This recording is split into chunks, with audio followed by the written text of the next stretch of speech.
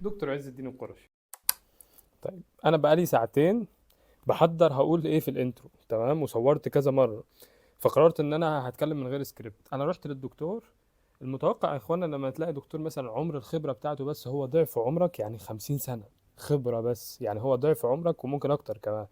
المتوقع انك هتلاقيه كده قاعد يعني وبيديك المعلومه بالعافيه، ويعني انت تحمد ربنا اصلا لان انت بدون مقابل بتاخد المعلومه دي. لا، هو مش كده خالص. اول مره اشوف سمت العلماء عامل ازاي، منتهى التواضع. دخلت، مجرد ما دخلت كلمني انتوا عايزين ايه وعايزين نتكلم في ايه وعايزين المده قد ايه. الراجل عايز يدينا كل حاجه بمنتهى المحبه وبدون مقابل. لا كمان تعالى بص، انا عامل الكتب دي. الكتب دي الحمد لله علم نافع، انا بحب العلم جدا، العلم ده لله يعني. كتب كده ما شاء الله 4 كتب. هو التاسع على الثانويه العامه والثامن في الدفعه على كليه الطب في القصر العيني. واحتمال لو سافرت تحضر معادله في بريطانيا بره هتلاقيه هو اللي بيمتحنك في تيست معين كده، لازم عشان السفر. بس خد بالك من ملحوظه مهمه، مفيش سرد في الفيديو. يعني الناس كل ما عمرها بيكبر انت بتساله على حاجه بيديك جمله واحده. ليه؟ عشان ما يتوهكش، الجملة دي تفضل هي الموجودة في دماغك وتعمل بيها على طول. وعشان هو اكتشف ان الجملة دي او الموضوع ده هو اهم حاجة فيه، والحاجة اللي ممكن انت تعرفها تأثر معاك هي الموضوع ده خلاص، فمش هيسرد معاك كتير. يا ريت يا شباب نشكر الدكتور جدا في التعليقات عشان دي، لان انا بجد مبسوط جدا ان انا قابلت حد من العلماء الكبار يعني. بسم الله الرحمن الرحيم. السلام عليكم ورحمة الله وبركاته. معاكم الأستاذ دكتور عز الدين القرشي، أستاذ الجراحة العامة للأوعية الدموية بالقصر العيني. أول شيء بقوله، طبعا كلنا عارفين إن المستقبل بيد الله، ولازم يكون عندنا شيء من اليقين الحقيقي إن الأمور كلها بتتغير، وإن إن شاء الله ربنا يعني ييسر الأمور كلها سواء لكل واحد فينا في داخل أو خارج مصر، وعنده يقين داخلي بالتسليم لإرادة ربنا في كل شيء. حوالي خبرة كام سنة في المجال ده؟ ده ليه الإحراج ده؟ لا لا.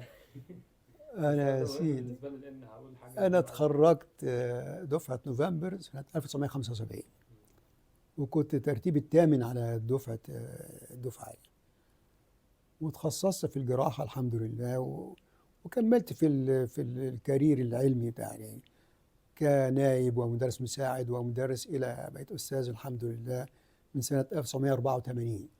فطبعا كارير طويل قوي، سواء كان في داخل مصر أو خارج مصر، لكن اتعلمت منه كثيرا الحمد لله. الحياة بتعلم، والشخص لازم يعني يكون عنده تارجت حقيقي انه يتقدم في كل يوم وفي كل وقت. ما ينفعش اقول ان انا مجرد اقدمية. الناس كتير قوي موظفين على المعاش. احنا الطب ده ما بينتهيش، والمعاش لا ينتهي ابدا، يعني معناه الطب ما انتهاش.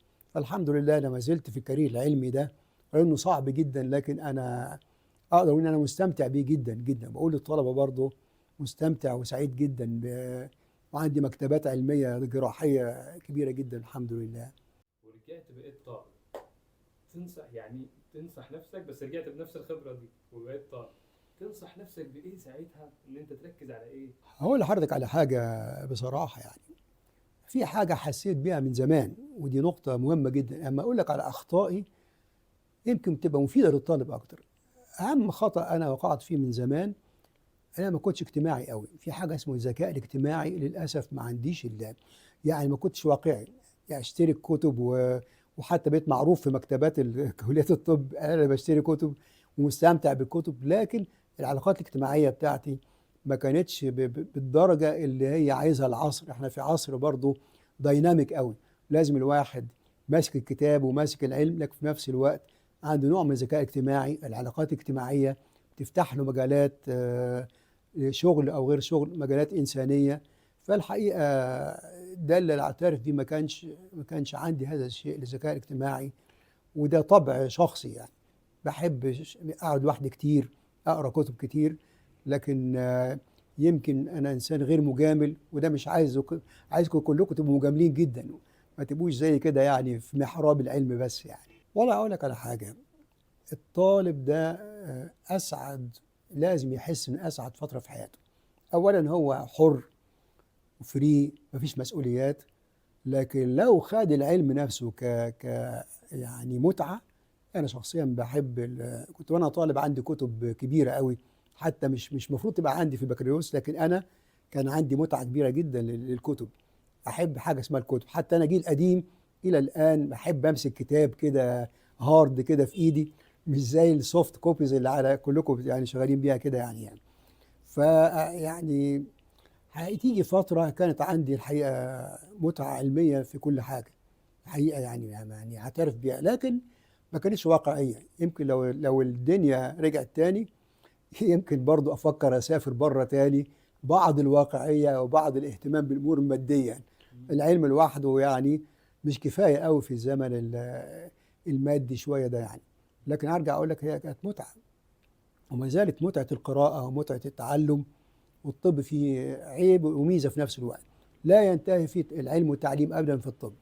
في كل يوم تلاقي جديد بيحصل، ولازم الطبيب يبقى مواكب الى حد ما، ومستمتع ان هو بيعرف الجديد في كل حاجه. حضرتك اللي طلعك السابع تقريبا على الثانويه العامه؟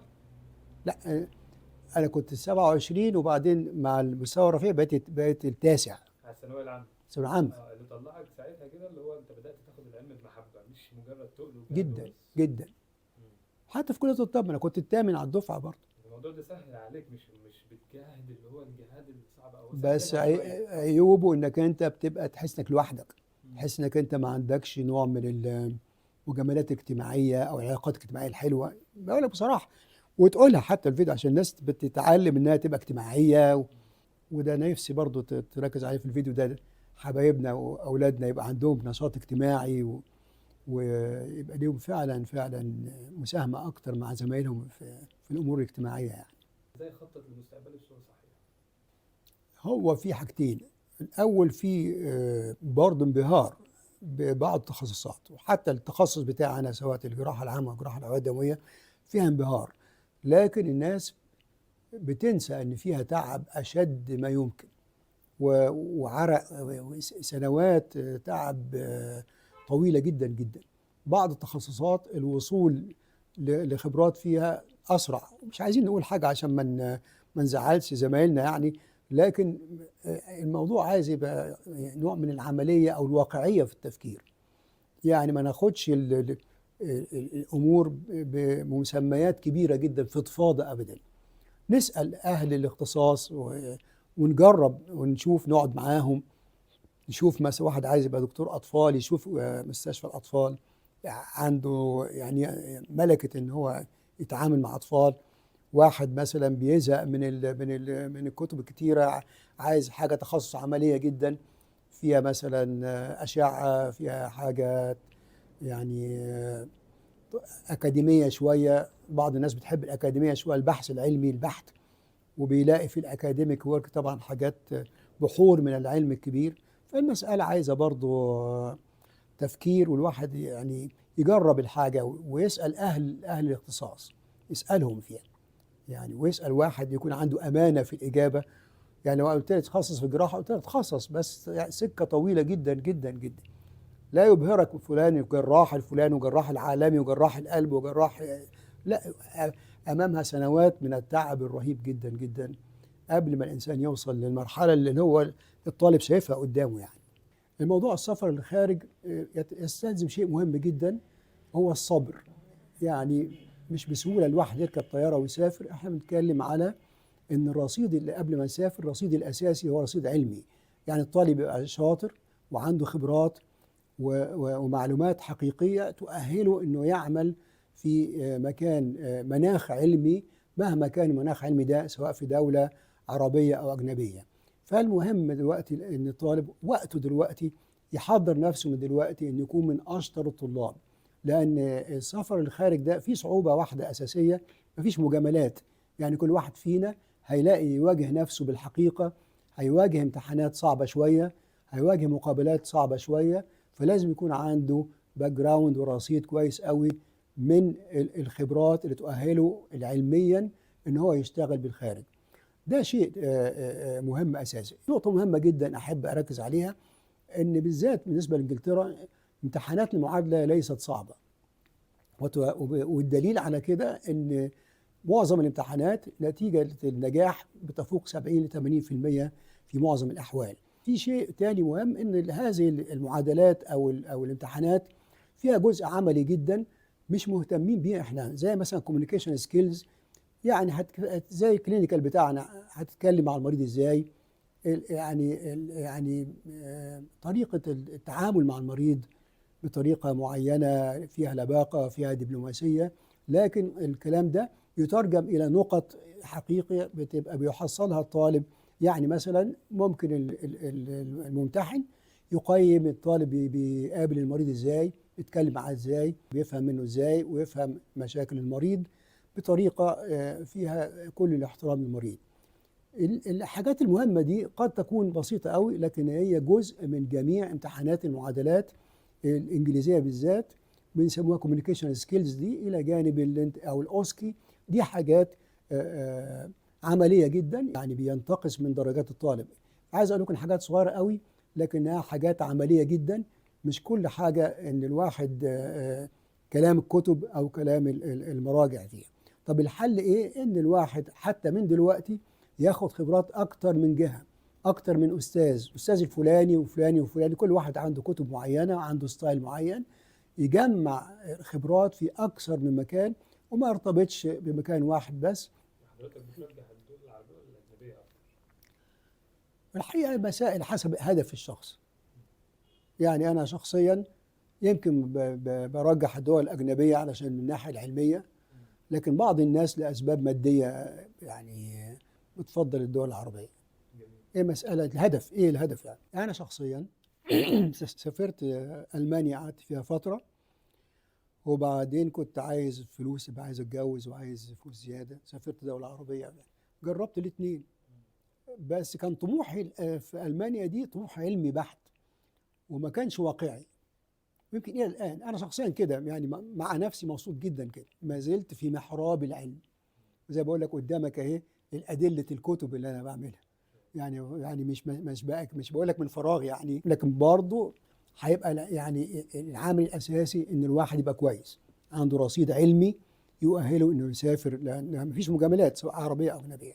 بقول للناس من زمان الموضوع ده، مفيش مجاملات، مفيش محاباه، في التزام، والواحد بينه وبين نفسه يطور نفسه.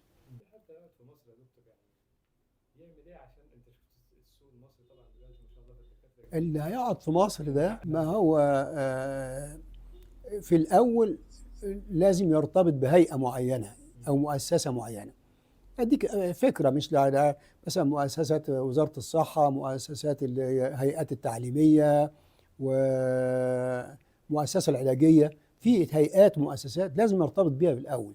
دي فيها ميزة إن هو هيكون فيها شغل كويس وفيها تيم وورك، وبعد كده يبتدي لما يعني يعمل خلفيه انه يقدر يشتغل لوحده، يبقى اندبندنت ومستقل، يقدر يفتح عياده خاصه ويقدر يبقى له شغل خاص. يعني رايي الشخصي دي خطوه اساسيه قبل ما يفتح عياده خاصه ويمارس الطب بطريقه مستقله تماما يعني. بيركزوا على ايه من دلوقتي؟ نبدا نشتغل على ايه في السي في مثلا؟ يعني الناس بتركز على ايه بره في السي هو في؟ السي في ده بينقسم لناحيه شخصيه بحته، بيانات الشخصيه بتاعت الشخص، وبعدين بعد كده في استفاضه في الامور العلميه. التركيز بره مش بس شهادات، التركيز بره على خطابات توصية من أشخاص، يعني ناس أطباء معروفين لهم شهادات أجنبية معترف بيها، لما يكتبوا حاجة اسمها ريكومنديشن ليترز، دي بتفرق مع ناس كتير بره، لأنها بيبقى فيها بعض الصدق، وبيصدقوا الناس اللي هم متخصصين من بره، والناس اللي هم سينيور كبار السن ويعني لهم مراكز معروفه كده في العالم.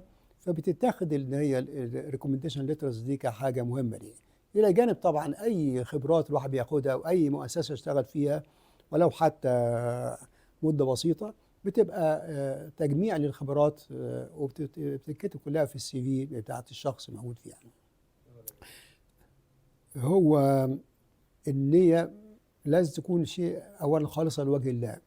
أنا بتعلم الطب علشان أفيد مريض، ثوابه كبير جدا جدا جدا، عيادة المريض وخدمة المريض وخدمة الفقراء. النية دي بياخدها الواحد بالتدريج، يبقى الأول عنده الانتنشن والنية في الأول وإنه هيخدم، بعد كده مع ممارسة الطب هيبتدي إنه يؤكد النية دي في أي عمل بيقومه. أي أنا هقرأ كتاب عشان بس مش بس عشان الامتحان، عشان يبقى ذخر ليا في حياتي كلها، معلومة ليا في حياتي كلها. واحنا في زمن العلم الواسع جدا جدا، لازم يكون عنده باك جراوند علمي كبير جدا جدا، ويكون نفسه علميا بينه وبين نفسه. مش لازم يرتبط باشخاص، او يعني بينك وبين نفسك ضميريا. كون لك وازع طبي ويعني ذخر طبي عالي جدا بيفيد معاك، وهدفك برضه في الاخر خدمة الناس. اي الطب نفسه اصلا مهنة انسانية اصلا، مهما اختلفنا في اشياء كتيرة، لكن هو اصلا اولا واخيرا مهنة انسانية. والله انا الموضوع ده برضه حساس بالنسبة لي. سبب وانا نشأت في أسرة طبعا فيها ناحية دينية، لكن ناحية دينية منفتحة جدا جدا جدا يعني كان والدي دايما دائم الحج والعمرة، وكان بيشجعنا على قراءة القرآن، والحمد لله ربنا أكرمنا أنا بحفظ القرآن من زمان. وده غير مسار حياتي كتير جدا جدا في حياتي الحمد لله يعني. إلى الآن أنا بعتبر القرآن ده غير تغيير جذري جذري في نظرتي للدنيا، وخلت في ميزة كبيرة جدا، حتى بخلى الواحد أموره لايت وهادية جدا، في سلام نفسي جميل جدا. مهما حصل حواليا بحس إن كل حاجة قضاء وقدر، وأساس حياتي كلها إن أنا يبقى سمعتي إن أنا عندي سمعة أخلاقية فعلا، يعني أهم من الحاجة العلمية والمادية. يعني وهو طلع في الاخر هو الاحسن، والطريق ده يعني هو اختاره لك، بس انت ما كنتش فاهم ساعتها، لسه كنت. هو أنا كان تخطيطي لما طلعت من العشرة الأوائل إن أنا أتخصص في تخصص الأنف وأذن وحنجرة. كنت بحلم بيه أحلام شديدة يعني، لكن اللي حصل ترتيب الدرجات وكده ما جاليش تخصص أنف وأذن، جات لي الجراحة وربنا وفق فيها يعني. فحسيته اختيار ربنا يعني، كان اختيار أنا وكنت بحلم بيه، لكن ما وصلتش للاختيار ده. والحمد لله الواحد يعني متمتع بسلام نفسي من زمان، مع اعتبرت خلاص ربنا ماشي في سكة الجراحة. فالحمد لله. وحتى في الجراحة أنا كان تحقق أملي قوي إن أبقى في عريق زرع الأعضاء وزرع الكبد بالذات. الأمل ده تحقق بعد سنوات طويلة طويلة من الانتظار يعني. يعني كان اتعلمت في ألمانيا زراعة الكبد، لكن مارستها في مصر بعدها، مش عايز أقول بكام يعني، بعدها ب20 سنة، أقل من 20 سنة بشوية، لكن اتحقق الأمل في الآخر. فعشان كده الواحد ما يفقدش أبدا الأمل، والدنيا كلها عايزة صبر طويل يعني. فالحمد لله أنا كل ما كنت عايزه تحقق يعني بفضل الله علميا، وفي جيل كتير من زمايلي يعني الحمد لله ابتدوا ياخدوا مكاني، وجراحين كبار جدا جدا الحمد لله. هو في كتب الحقيقة يعني، حتى من أحسن أولادي وأنا بسميهم أولادي الكتب دي، هذا الكتاب اللي أنا عامله يعني زي ما بتقول بمزاج. يعني هو الكتاب ده معمول علاقة البيولوجي بالجراحة عموما، كل حاجة يعني عملية بنشوفها في حياتنا العملية ليها يعني أساس علمي خلوي ومهم جدا جدا. وكانت المشكلة إن زمايلنا بتوع الأمراض اللي هي المختلفة الباثولوجية والبيولوجية يعني ما هماش على اتصال بينا بعض، في جاب أو في دائما يعني هو ما بين العلم التطبيقي اللي احنا بنمارسه والعلم النظري. فهو الكتاب ده كان الهدف منه انه يعني يخلي الدكتور اللي هو جراح بيشتغل بايده في نفس الوقت عنده خلفيه بيولوجيه، خلفيه علميه، واهم حاجه تكون مبسطه، بحيث ان الجراحين دايما يحبوا الكلام مبسط. مفيش وقت، كلنا حتى الجراحه علمتنا ان تو ذا بوينت، وعايزين حاجه من اقصر ما يمكن. فالكتاب ده بيلخص الامور البيولوجيه المعقده اللي هي يمكن درس بعضها الطالب في السنوات الاولى للطب بطريقه يعني سلسه، تبقى تخش دماغ الجراح اللي هو دايما بيزي ومشغول وعايز الامور السهله يعني. ممكن ننهي كده. احب انهي ده بشيء مهم جدا جدا. الطبيعه المصريه بتاعتنا فيها اصلا تفاؤل، وفيها اتجاه فكاهي شويه، حتى اصعب مشاكلنا ممكن نترجمها في نكته. فانا عايز يبقى في شويه راحه نفسيه داخليه عند الواحد، والمستقبل تعرف. وعندي امل كبير في المستقبل، وبقول لكم ان انا يعني مشاكل كبرى يعني عدت عليا سنوات طويلة، عقود طويلة، لكن الحمد لله بالصبر والمثابرة وبتوفيق ربنا. ولازم الواحد يكون عنده يقين داخلي ان هو التوفيق من عند ربنا فعلا. وانا فعلا ما زال عندي تفاؤل كبير جدا جدا. وحصلت بعض مبشرات اخيرا في السنوات الاخيره ان حصل تطور كبير جدا مثلا في المجال بتاعنا في الجراحه في مصر. وانا بتمنى لكل اولادنا يعني وبناتنا التوفيق سواء في مصر او خارج مصر كسفراء لمصر، حتى لو داخل مصر او خارج مصر، والتوفيق من عند ربنا. وكل سنه وانتم طيبين.